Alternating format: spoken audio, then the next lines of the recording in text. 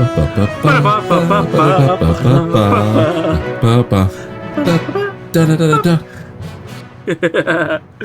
for the delay. That was awful, I'm sure. Welcome, everyone, to Kanpai News for the week commencing the 25th of January, 2026. If you want to know why we did that, go watch last week's Kanpai Cast.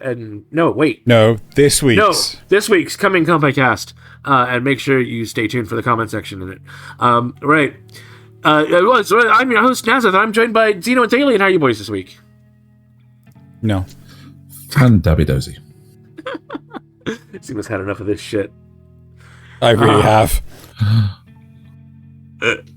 All right. We just got off recording the 3-episode rule, so we're all ready for some news instead. Starting with Frankie. Yeah, he is cranky. Starting with Lezhin enters. It's okay, you get a really good story later. You'll be happy. Lezhin takes a snack break.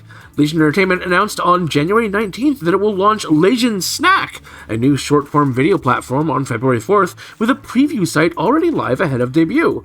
The platform will feature short video adaptations of established webtoon IPs from Lezhin Comics and Bombtoon, alongside original projects created specifically for the format, leveraging Lezhin's IP development and experience in in-house video production, with support from Kidari Studio.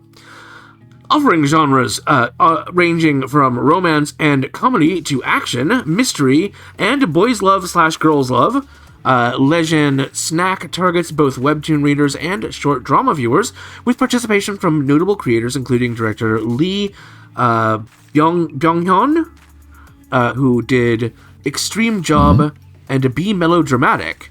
The service is planned for international expansion, including the US, Japan, and Taiwan, and will be available on Google Play and the Apple App Store at launch.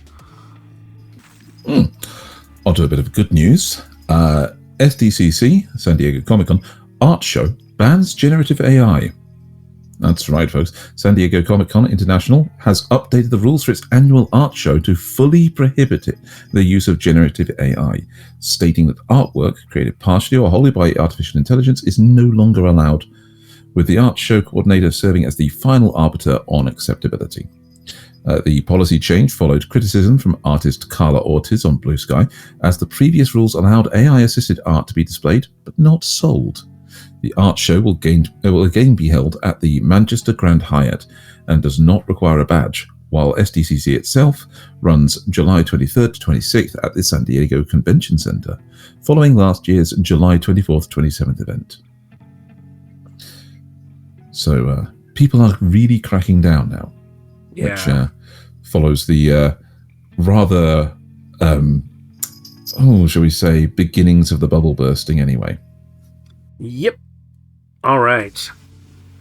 I'm just going to butcher this. Walpurgisnacht waits again. The official site for Puella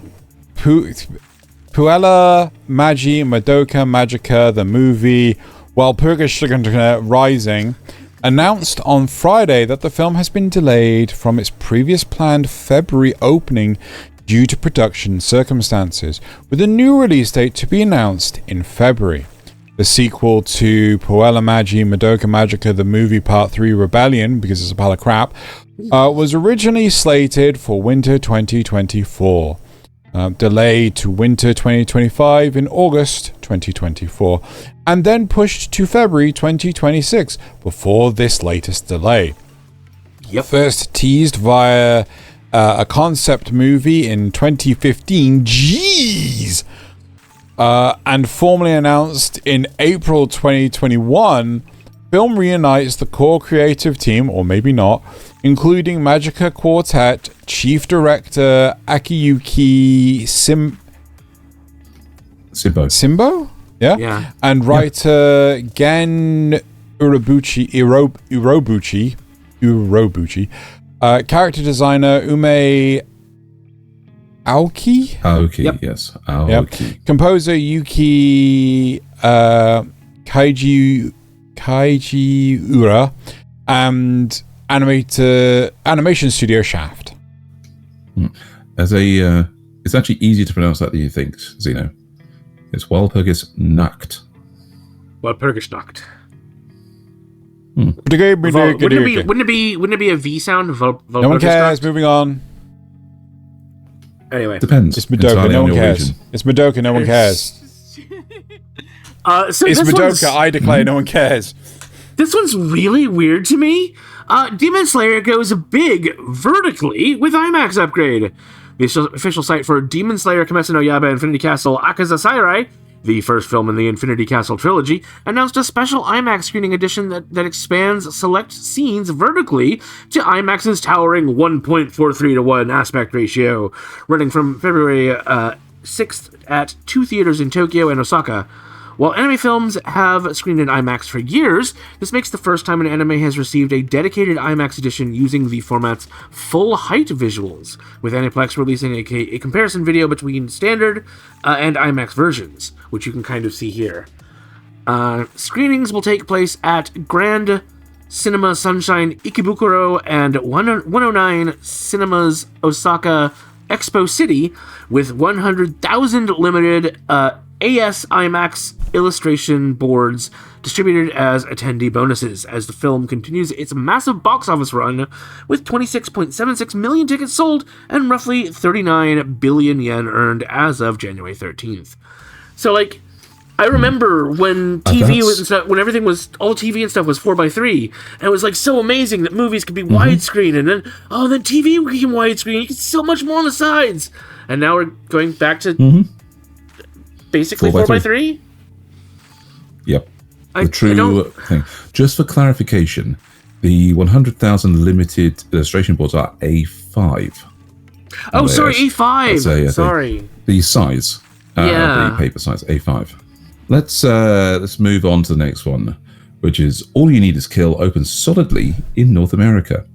Warner Brothers Japan and Studio 4C's 4 Degree C's anime adaptation of Hiroshi Sakurazaka and Yoshitoshi Abe's All You Need Is Kill earned $502,000 over its opening 3-day weekend in North America, or $420,000 excluding the Martin Luther King Jr. Day holiday, according to Box Office Mojo.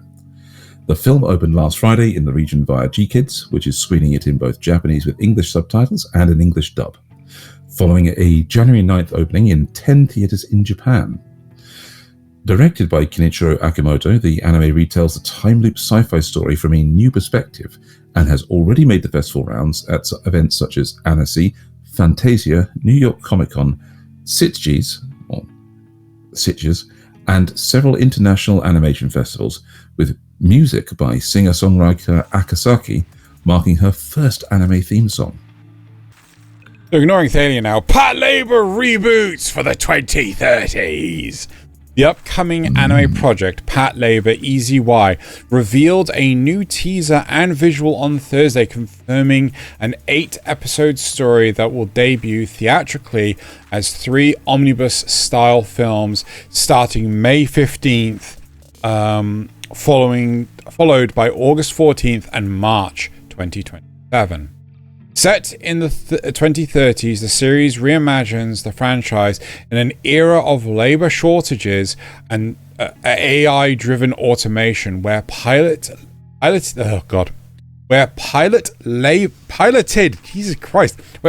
labors are becoming obsolete, even as Special Vehicle Section 2 continues combating labor-related crime with upgraded AV-98 Plus Ingrams. The new cast includes Sumire Uesaka, right? Yep. As rookie Ingram pilot Toa Kuga, and Kikunosuke Toya as her level-headed commander Kippei Atori.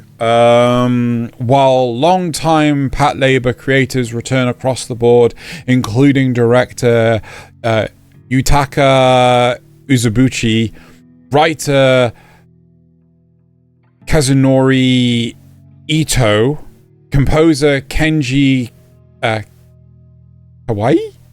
Yeah, Kawaii. Kawaii. And character designer Masami Yuki. No, is that Yuki or Yuki? It's technically Yuuki, but it's Yuki. Okay. Yuki. With Headgear Group credited for the original story. Separately, Bandai Spirits teased a new Patlabor EZY plastic model kit under the Real Grade line shortly after the anime reveal, showing a shadow image of a labor unit alongside the Real Grade logo. So Real Grade is typically for like Gundam models and stuff like that. While no release date or price has been announced, the kit is expected to depict the AV-98 Plus Ingram refit featured in the new anime, signaling merchandise support to accompany the franchise's latest theatrical revival. And damn, am I excited. Were you able to see any of the video as I was playing it in the background? No, I was too busy reading. Oh my god, it looks like an updated version of the original. It looks really good. It looks really good.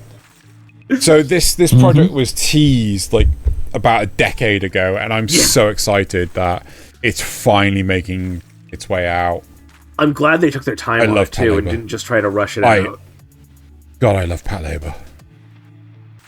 Oh, so right. Fun. Moving on to some of the more silly stuff. Jeopardy goes plus ultra. Jeopardy kicked off its annual Tournament of Champions on Monday this is Monday a week ago.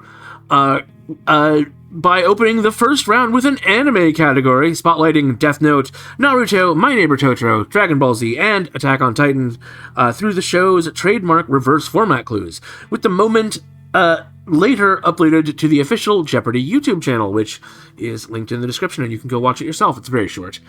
I would play it here, but I mean, I'm sure that would get struck really fast. The long-running game show has dipped into anime, manga, and games before, most recently referencing Demon Slayer Kimetsu no Yaiba in a movie sequels category in September 2025, and has previously featured Pokemon-focused clues and entire categories like it's manga, it's anime, it's both, and manga, reinforcing that even high-stakes trivia isn't immune to anime brain rot. So, next up, got to sit 'em all. Secret Lab announced on Thursday that it's releasing new Pokemon-themed Titan Evo gaming chairs featuring Pikachu, Eevee, and Gengar, with prices starting at $684 and availability across the US, Canada, also Canada, Europe, and Australia, although only the Eevee chair will be sold in the UK, because they know it's the best one. Built with the same premium specs as Secret Lab's other chairs, cold cure foam, pepper seed base, 4-way lumbar support, and breathable fabric, the designs also include subtle fan service details like Pokedex numbers, type symbols, and evolutionary references, with Eevee's chair showcasing all 8 evolutions. The Pokemon lineup joins Secret Lab's growing roster of anime and game collaborations, which already includes a Dragon Ball Z, Naruto Shippuden, Attack on Titan, and One Piece collaboration. Arriving as the franchise's latest game, Pokemon Legends ZA continues its run on Nintendo Switch and Nintendo Switch 2. And anybody still buying gaming chairs instead of actual ergonomic office chairs is just silly. Oh, good. I thought it was going to be me that was going to bitch about it. Look at how flat that back is. Right. Rumiko Takahashi visits SF... Oh, I think that's San Francisco's Manga Art Exhibition. Legendary manga creator Rumiko Takahashi shared on Tuesday that she visited the Daeyoung Museum's Art of Manga exhibition in San Francisco, where she also contributed a promotional shikishi sketch for Viz Media featuring Inuyasha characters Inuyasha and Kagome, with Kagome amusingly reading Urusei Yatsura, which... Is that one of their other projects? Yeah. Yeah. There are other ones. The expedition, billed as the first in the Americas to explore manga as a fine art, showcases original work from creators including Takahashi, Eiichiro Oda, sorry, Hirohiko Araki, Jiro Taniguchi, and Fumi Yoshinaga, and runs from September 27th, 2025 through February 1st, 2026. Bugger. So if you want to see it, you should go quick. Yeah, highlighting Takahashi's decade-spanning influence through series such as Urusei Yatsura, Ranma Half, and Inuyasha. All right, on to the final. The anime and manga releases for January 18th to the 24th. The bulk of releases are on January 20th, with some exceptions. In anime, we've got Animego, who brought us a time slip of 10,000 years, Prime Rose Blu-ray disc for $25. Sentai Filmworks brings us Girls und Panzer Das Finale Part 4 Blu-ray disc for $30. In manga, those are the only two, yeah. In manga, Kanachi USA brings us a Blue Lock graphic novel, volume 26 for $13, which is just as animated as the season 2. Yen Press brings us Bocchi the Rock, the comic anthology, graphic novel 2 for $15, and Viz Media brings us The Climber graphic novel 4 for $23, Records of Ragnarok graphic novel 17 for $15, and Undead Unluck graphic novel 23 for $12. In digital manga, Kodansha USA has a Blue Lock graphic novel. Being the intern, I swear. There's an intern problem lately. I swear. Interns being rebellious. Betrothed to My Sister's Ex graphic novel 1 from Seven Seas for $10. Cherry Magic 30 Years of Virginity Can Make You a Wizard graphic novel 15 from Square Enix for $10. One above that. Oh, one above that?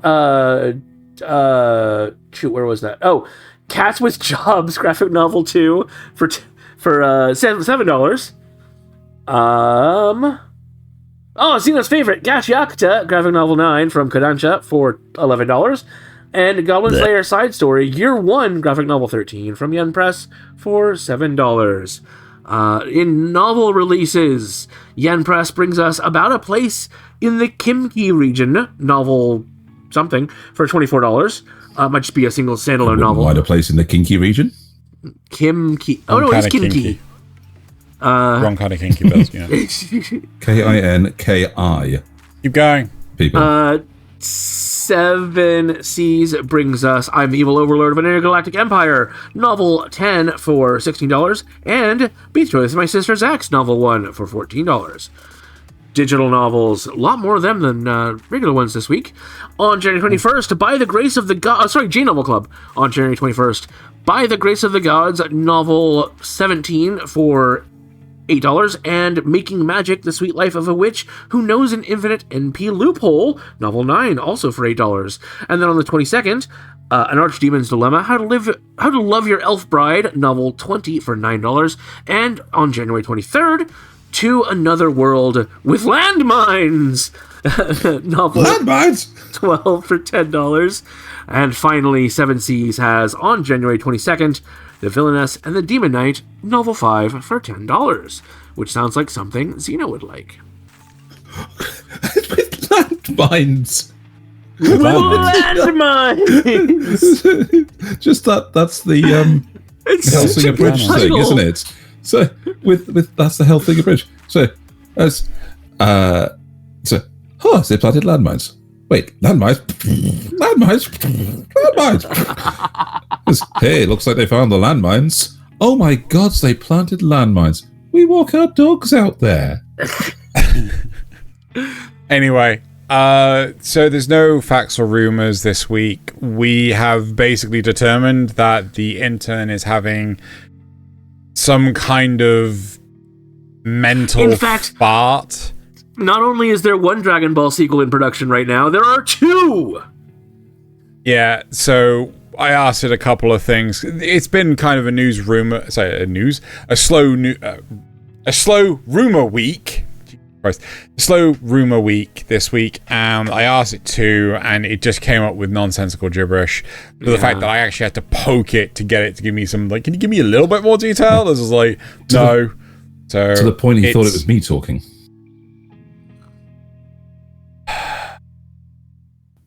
Anyway, so yeah, that's it for That's it for the news. Today. That's it for the news. I'll try and kick the facts and rumor intern into. We gotta get these. We gotta put these, seal these. What do they do in Japan? What is that room called where they're like isolated? We need to put the interns. Anechoic chamber. Yeah, we need to put the interns in one of those and teach them a lesson. I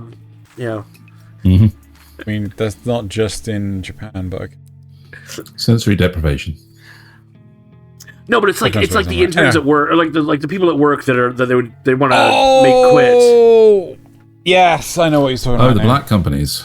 Yeah, right. Yeah, whatever it is. Anyway, so yeah, that does it for the news this week. Make sure you stay tuned later this week for Kanpai Cast, where we are doing the 3-episode rule, as I previously stated. Come see all our wonderful, perfect, and absolutely flawless opinions, and then hopefully we see you back here next week for more news. Except Xeno. For more news. Thank you, man.